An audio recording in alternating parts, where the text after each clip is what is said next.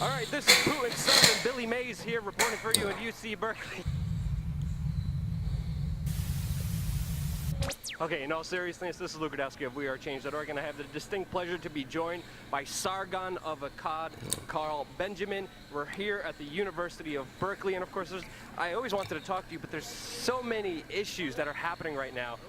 Right now, there's this whole kind of like free speech debate here, which I think is really a distraction. But I really wanted to talk to you about what I see as a bigger threat. And that, of course, is the police here telling us to move our cameras. I really wanted to talk to you about something that I see as a bigger threat, and that is Google, the monopoly intelligence agency back that was with their seed funding, that has government subsidies, that is really controlling the information highway right now, and is censoring and altering and filtering what they deem as acceptable and not acceptable. We both have been personally hit by this, but for me personally right now, looking at the news, looking at all the developments happening around the world, this is the biggest concern to me, because if you control information, you control everything. How do you see it, and how were you personally affected by the kind of Google monopoly CIA corporation that it is? Right, yes. So it is definitely disturbing the amount of market share that Google's managed to accrue. And the problem is that they've done it really through being good. Google is amazing. It provides amazing services that billions of people use, whether they even know it or not. And with, for example, Google AdSense, so many people, myself and yourself included, rely on that for our incomes. And as soon as Google says, right, well, we're changing the terms and conditions, we have no recourse, we have no choice, and we don't have any rights to even complain about it because we agreed to it in the first place. And maybe we should have been more wise about it, but basically we should be trying to diversify and get off Google as much as possible, if for no other reason, just to weaken their power in the market. Because as we've seen through James Damore, Google is a highly ideological company. There is no reason that an engineer should be able to write a manifesto of any kind that could bring the company to a screeching halt, get Sundar Pichai, the CEO, to come back from his holiday to reinforce the orthodoxy, to come back and say to everyone, no, this engineer was wrong, blah, blah, blah. They should simply have said, thank you for your information, go back to your desk and carry on your job. If they had done that, nothing would have happened. It would have meant nothing. But it goes to show you something about the culture that's obviously taken hold in Google, the diversity culture, and it caused a panic. And then you have Susan Wood. Wait. What the hell do you mean by the diversity culture? You know, this thing called diversity is something that a lot of people have been talking about, and specifically morons like Stephen Molyneux, you know, racist sacks of shit like him have been saying that the problem is diversity. You can't have diversity, and it's fuck off with that shit. You know, the problem is never diversity. The problem can be over diversification. You can't say that diversity is a problem. I mean, people have diverse viewpoints, for example. The fact that fact doesn't mean that they cannot coexist as a society. But I'll talk about that later. Let me not go too far with it here. Geeky writing in Fortune magazine that no, there were no biological differences between men and women, and it was like, why is she writing this? Insanity. This is ludicrous. This is her being a flat earther when it comes to gender. This is her being a science denier. It's insane. But this is the attitude around diversity that is controlling Google, and given the phenomenal power of Google, I don't see why we would expect them to remain neutral. And the worst part is, I think that we're really experiencing what John Stuart Mill was worried about when he talked about social tyranny. It's not necessarily the worst tyranny probably isn't from the government, because the government is like a lumbering ogre with one eye. You know, they can see some things, but not everything, and they're not everywhere all the time. But One more time. There we are. All right. yeah. Continue on. Yeah, so I think we might be experiencing what John Stuart Mill was describing when he was talking about social tyranny and on liberty. The fear of the government is completely legitimate, of course, because the government's the monopoly on force in a country. But there is such a thing as social tyranny, where a group of people can be persecuted merely for holding wrong opinions. And this can be seen in denial of service. And I hate to be the defender of the Daily Stormer, but unfortunately, they did nothing wrong. What What? they did is post controversial opinions on the internet, and now they've been hounded off of every service provider, and it's been using bullies on social media, and this is Oh man. Okay, wait, hold up. This is another one of those free speech absolutists. The guy is, he's the kind of guy who thinks that the right to free speech is absolute and it must be afforded to each and every single human being. You know, but you have to understand that there's room for that argument. That argument, however, does not take up all the space within that debate. Because here's the thing. The only reason this guy is complaining about what's happening to the Daily Stormer is because essentially that kind of thing could have happened to him. It could have happened to someone like me. You know, if enough people decided to put pressure on the organizations that host my views. But he's never complained in the past about people not being allowed to advocate for shit like Nazism on mainstream television. He's not complained about that shit before, and it's happened. I mean, come on, it's been happening. People aren't going to be allowing you to say whatever the fuck you want on television. And there's reason for that, because you can reach a lot of people and brainwash a lot of them. He's complaining now only because what has happened to the Daily Stormer has happened on a place called the internet, a place where people supposedly are free to post whatever the fuck they want, and hopefully a shithole like the Daily Stormer is so obscure and on such a dark corner of the web that not that many people are going to reach it. But come on, this is the internet, and thanks to bad parenting, a child can access whatever the fuck they want. You cannot say that they have the right to express themselves. Look, there's a difference between saying, you know, I don't like people who look like this. There's a difference between that and saying people who look like this deserve to be killed. They deserve to die. That's Nazism. What the fuck? Because how in the fuck do such ridiculous movements gain traction if not for the fact that people are advertising them? I mean, Hitler didn't just get up one day and start doing shit. No. He had to speak about it, and he had to speak about it on the platforms afforded to him. And so here's the thing.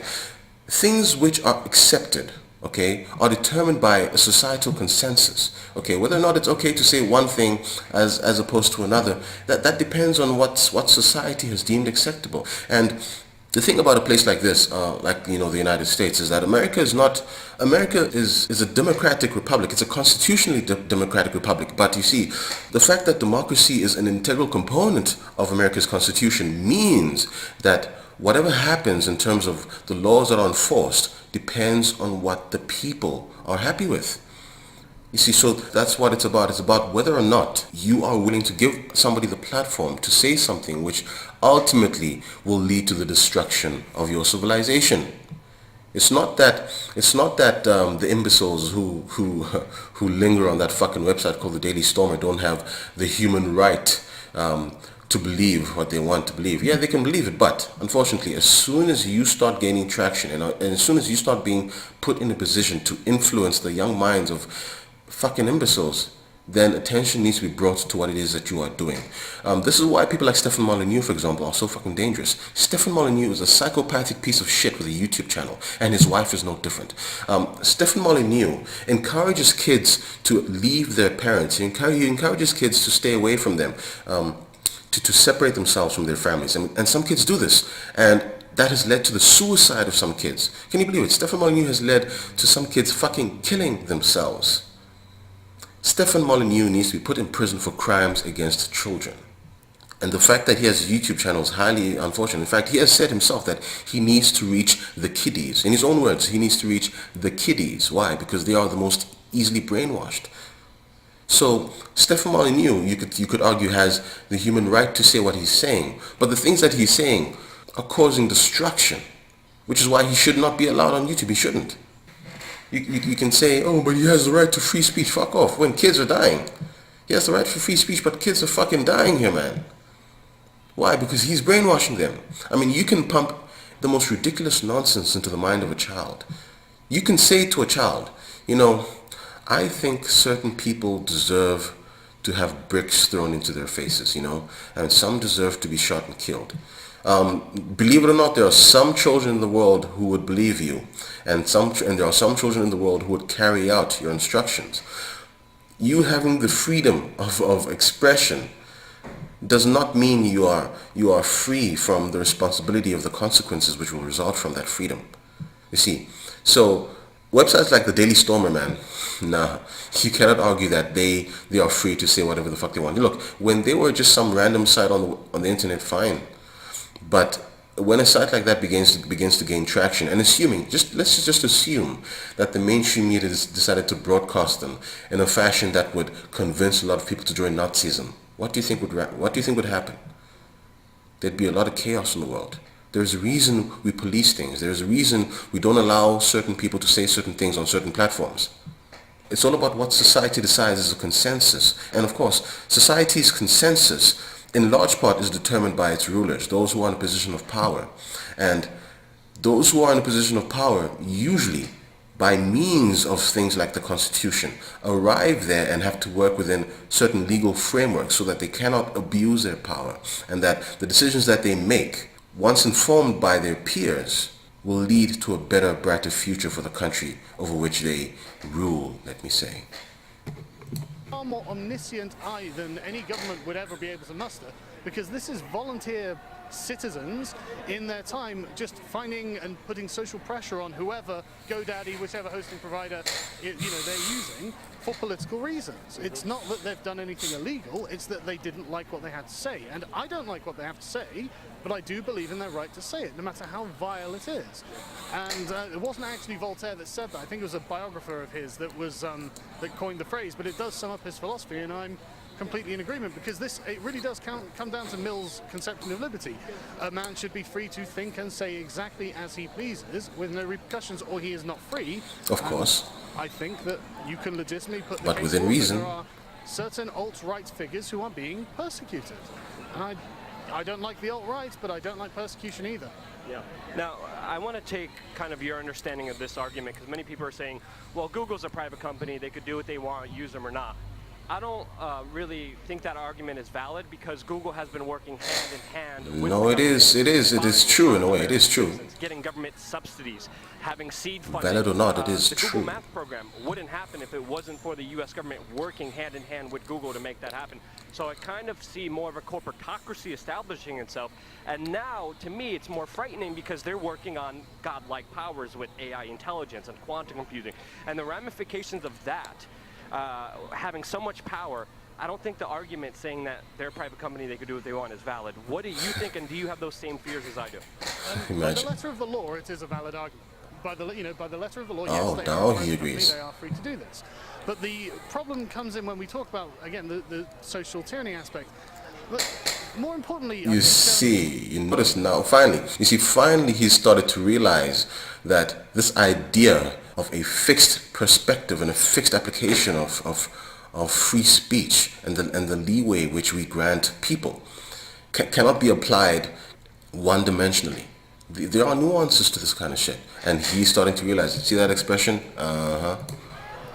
What worries me is you have to remember that when these services are free, then you are the product. They are selling your data. Data mining is a huge industry, and they are, well, having it both ways. They're having their cake and eating it too. And if people don't start voting with their wallets or their social media tweets or whatever, they will always be in the pocket of these people, and they're See where he's going. He's just validated what I just fucking said.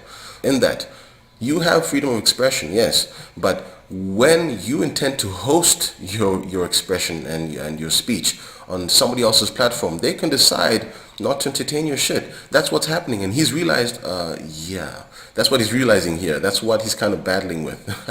He's realized, wait, okay, I have freedom of speech, but it's their fucking platform too, and they can decide to disassociate themselves from me if I say something which does not align with their ideologies, And the thing about ideologies, it depends again on the consensus. Something which he just touched on actually. He said if people don't vote with their wallets, he just said it. If people don't vote, in other words, if people do not use their power to change the established norm, right? If they do not apply their ability to change things through consensus, we're going to end up with a fucked up situation. That's just what he said. Their social media tweets or whatever, they will always be in the pocket of these people, and they're having it both ways. They're having their cake and eating it too. And if people don't start voting with their wallets or their social media tweets or whatever, they will always be in the pocket of these people, and there's simply no way to stop them other than voluntarily. You see, so this idea of free speech absolutism, Sargon, doesn't work. AI or Minds.com or anything other than the big ones, because the big ones were very quick. Yes. You see, if one group of people or one platform will not allow you to say what you want to say, okay, fine, explore other avenues. But if you intend to say something as extreme as people who do not belong to the Aryan race need to die, which is what Nazism is. Okay, Nazism is the idea that if you don't have blonde hair and blue eyes, in other words, you, Sargon, for example, deserve to die according to the Nazis. And I know you don't agree with the Nazis. I'm just saying, somebody who does not look like this. I don't know if his eyes are blue, but yeah, if he's got this and the blue eyes, he's good. If he looks like this, he's like this, he's probably a descendant of a Jew or some shit. If he has brown skin, I don't know, he looks like he's got brown skin, I don't know. If he's got brown skin, he needs to die. It's absurd. It's ridiculous. To take advantage of data mining and the profits that can accrue from it. Yeah. As you can understand, you can hardly fault them for it, but you have to be an informed consumer when you're using these things. I personally use Steemit and BitChute and DTube, but at the same time, Google makes it so convenient for everybody else. They're so much better than their competitors because of that hand up that they got from government. So do you think it's possible, or are we facing a real Google kind of tyranny that's quasi-state, quasi-private? As I understand it, I was reading about the history of Google the other day. They came out of Stanford University. I don't know if they got handed from government. I know they did definitely receive investing money, but I need to check where that came from. But they had a... Google received money from the CIA via a company called InQtel. Algorithm that kind of traced back the different links to various sites to show how they should show up in rankings. This was at the time revolutionary, and this is why they became so successful. And then it was a series of wise investments and other innovations that has allowed Google to become the overwhelmingly dominant share of the market. That's the free market, and honestly, that is kind of how it should work. So really, what we need to do is just support alternative tech. Yeah. I can't think of anything that would be not oppressive, because we've got to remember that the people at Google, they're people with rights too. They started a company. I don't want to take Sundar Pichai's company away from him. I just would like to see viable competition. And if someone's created something that's half decent and you think they've got potential to grow, don't be afraid to invest. Make sure you use that. Of course, because the problem with a company like Google is that it makes sense if you want to censor certain things, if you want to prevent pieces of shit like Stefan Molyneux from recruiting children and getting them to dissociate and getting them to abandon their families and then ultimately commit suicide. If you want to prevent that kind of stuff, it makes sense to stop him from being able to say what he wants to say on such a large platform. He can go outside and start saying that in his private life, start recruiting kids and shit, but even then he will eventually get arrested for crimes against children. Molyneux's wife, who's a psychologist, was actually sent the psychologists union's equivalent of a cease and desist notice, right? Told that she's not allowed any longer to say the kinds of things that she was saying to children. Saying that kids need to defool.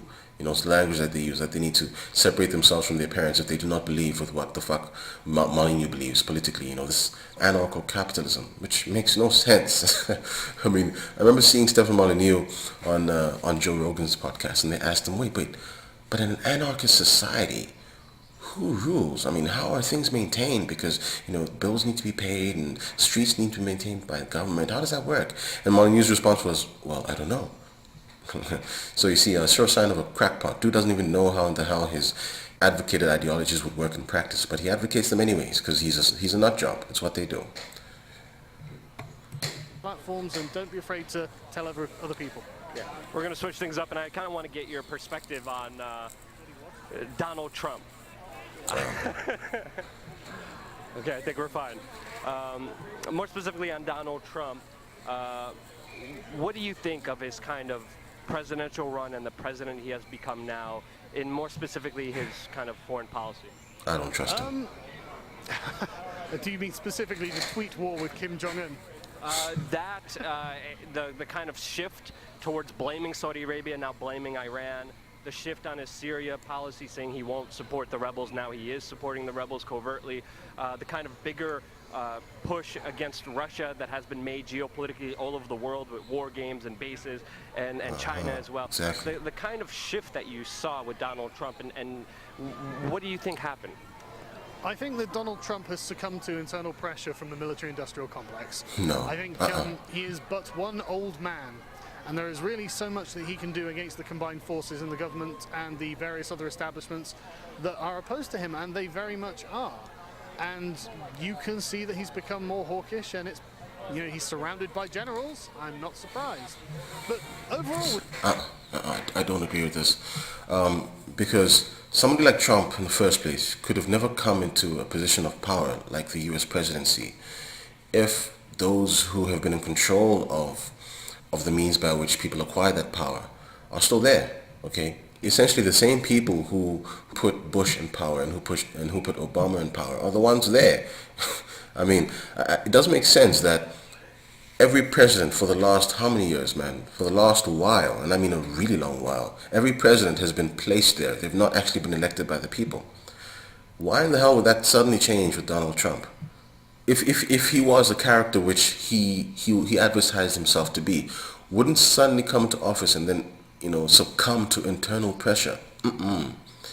He'd at least voice his opinions. He'd at least tweet shit on Twitter. You know, you also have to consider the kind of coverage the guy's been getting from the mainstream media. I mean, when people are genuinely speaking the truth, they get no coverage whatsoever from the mainstream media, none. But they covered a lot of the things he was saying. They covered a fuck ton of it. I mean, come on, it's just way too suspicious. Then you have to look at what WikiLeaks was doing prior to this guy's election. WikiLeaks was publishing very pro-US and very pro-Britain information. You know, they were doing things just to usurp the areas of the world which the US couldn't usurp easily without WikiLeaks. You know, it's because of WikiLeaks that we had the Arab Spring. It's because of WikiLeaks that Muammar Gaddafi died. It's because of WikiLeaks. So I don't know, man. There's something really, really fishy about that. You know, this idea that Hillary Clinton can be vilified and Trump is seen as the hero to the people, and he's being attacked by the media. And the media knows right now that everybody sees them as liars, right, for the most part. We all know that they're liars. So, I mean, it's just too easy for them to start playing people like this. And I don't think Trump has succumbed to any kind of pressure. I think he's doing what he's always set out to do.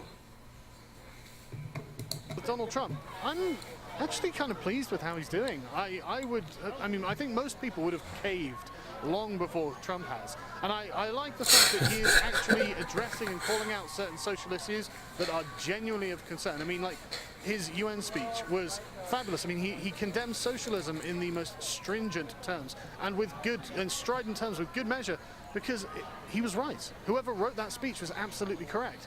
And there's no question that the corporate media is an oppressive force within society. I remember seeing a study that was going around, but I didn't have time to read it. But the abstract was that being called, you know, people being told that they're bad for being white had influenced them to vote for Donald Trump. And I can believe it. He's against political correctness. It's an oppressive force.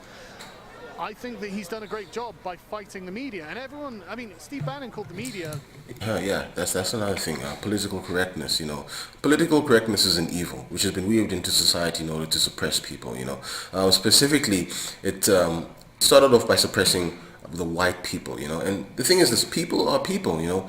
These white people are just people, you know. These black people are just people. And people don't like to feel, they don't like to feel caged. They don't like to feel as if they don't have freedom. And for the longest time, they didn't have freedom. So-called white people, especially when it came to the topic of African Americans and history in the US, for example. You know, with good reason to an extent, because really, in order to shift society's perspective, or at least the majority's perspective, you need to start engineering them socially in various ways. That's just the way it has to be, you know.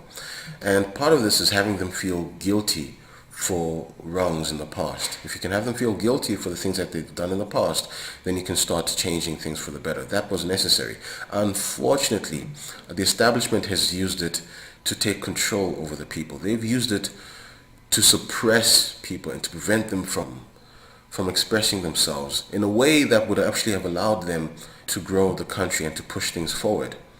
You know, it's a double-edged sword, because the idea that it's socially unacceptable for you to be calling people niggers as a white person is a justified idea. It's valid. However, when you go beyond that and start saying stupid shit like if you post a meme of a black person on the internet, you're what you are, perpetrating the crime of digital blackface. I mean, what? You know, that's fucking retarded. You know, of course no one believes in this digital blackface thing, but I mean, that's just an extreme example. Something just more subtle than that, you know, something quite a bit more subtle than that is one way you just begin to take away people's freedoms, and that's what they've been doing. It's unfortunate. It's they did something very similar with the pro-gay movement, you know, and unfortunately a lot of these spineless YouTubers, people like Paul Joseph Watson and shit, and his father Alex Jones, as soon as they see an opportunity to be the white knights and the guys who are liked, they jump to it, and it's to everybody's detriment. It's, you know, it's sad and shit. I mean, as soon as this mentally ill man called Blair White came along, for example, this transgender man, Paul Watson stopped making videos against transgenderism, because now all of a sudden we have a mentally ill transgender in the so-called truth movement. He's with us now, so you can't criticize transgenderism. Yeah, but so you've now accepted the transgender agenda, you know, the gay agenda. You've accepted that, so you've been therefore successfully infiltrated. You know, if Blair White had been a deliberate covert operation, hey, what the fuck? You guys have just been Trojan horsed. You know, it's just that Blair White is just something of a convenience for the establishment, as well as an inconvenience. A convenience in the sense that now people in the YouTube space, for example, are now caving. They've caved to the gay agenda and to the transgender agenda.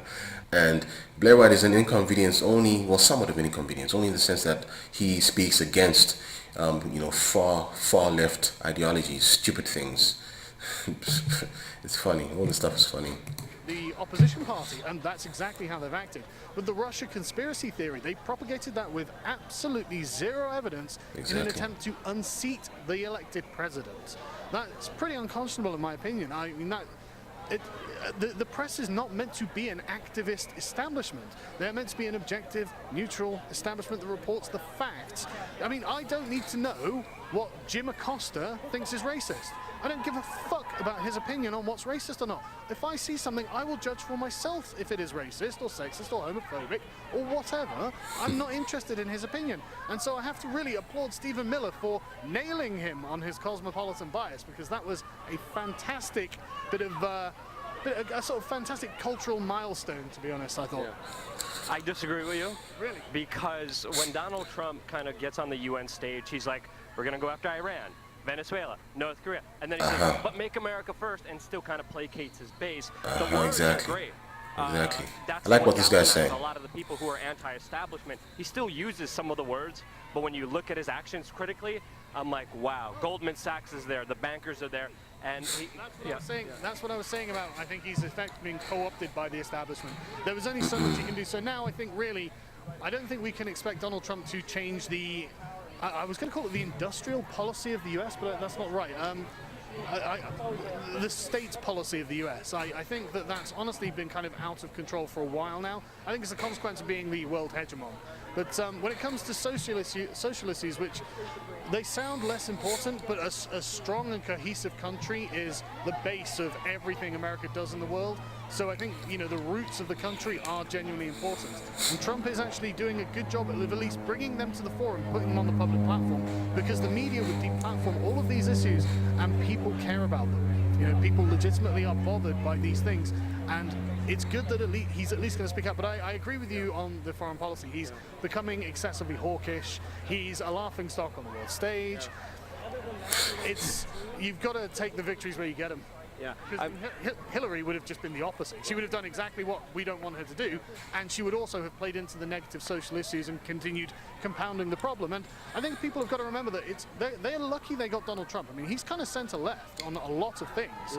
You know, he was for gay marriage long before Hillary. He's far from a card-carrying Republican. They genuinely don't like him because he bullied his way in and conquered their party. And you got people like Ben Shapiro who are just like, he's not a Republican. He's not a conservative. Yeah. He never has been. And, you know, if it was Hillary, it would just be more of the same. And in 4 or 5 years, 4 years' time in the next elections, you might get someone way worse than Trump. You know, you could legitimately have some really far-right guy who is maybe almost, as charismatic, and he could be doing some crazy stuff. So Could be worse. Could be worse. I think it's pretty bad. I agree. but we can talk about that later. Exactly. Because for me, the kind of system and establishment and the Goldman Sachs military-industrial complex people, every 8 years they bring up a new phase. First it was George W. Bush, who promised he was going to be a non-interventionist. Then it was Barack Obama again, and now it's Donald Trump and everyone Exactly. else. That's the one thing that has remained the Give same. him a chance. Don't worry. He's still saying those nice things. Give it a chance. And which leads me to my next question: is there really a power behind the scenes? Do you see some kind of force that is really running things? How do you see it from your, analysis and perspective? So just quickly, with Donald Trump, he was certainly anti-establishment. There are a lot of people who say, well, look at him, he's a billionaire, how can he be anti-establishment? But there's no doubt by the way he's been treated by the establishment that he deliberately exiled himself, and then he gained a power base using demagoguery, basically, to gain the presidency. It's a viable tactic and one that puts him in the driving seat. But again, he's just one man, and there is a lot of power behind the throne. I mean, there's no denying that. But the problem is, I read a book on cults a while ago by Dr. Arthur Diekman, and he stressed that there was a chap in the 80s who got into a Bilderberg meeting, a journalist, and he came out of it a lot more afraid than when he went in, because he was expecting a world conspiracy or something like that. And he came out saying, no, it's worse. We're flying blind. There's no one at the helm. These people aren't in control. They're desperately trying to preserve what they already have. They're not all, puppeteering. They're barely in control. That's the problem. There is no one in control. This free society, it's moving along, and we have to make wise decisions as and when we can to try and avoid catastrophes. There's nothing more you can do. Yeah. So do you see this just being forces vying to sustain power, or do you view it as maybe top down? These are the guys who call the shots here. I mean, there are people at the top who are calling shots, but quoting Saul Alinsky from Rules for Radicals, he explains how class power dynamics work, and that there are always, within each class, there are class interests, and then there are internal power struggles within the class. And various power centers in each kind of class are always struggling to cannibalize themselves, especially the people at the top, the haves, he called them. These people will obviously try to protect their class interests, and their positions, but if one of them goes down, they will not hesitate to cannibalize each other. But there isn't an overall directing force. It's just people operating in their own best interests. Fascinating. I see it a little bit differently, because I see the same kind of policies. I do believe it is disorganized, but I do believe there's kind of a push and an agenda to kind of create like a farming class. Well, this is actually what Alinsky was talking about, the class interests. Yeah, there are definitely class interests. It's in if it's in the collective interests of the ruling class, as it were. I don't want to, not the mysterious they, but just the rich and powerful in society of the various methods that they became rich and powerful. They all do share certain interests, and they will act in each other's interest because they know it's also acting in their own interest. So yes, they would rather it if there weren't people with class mobility.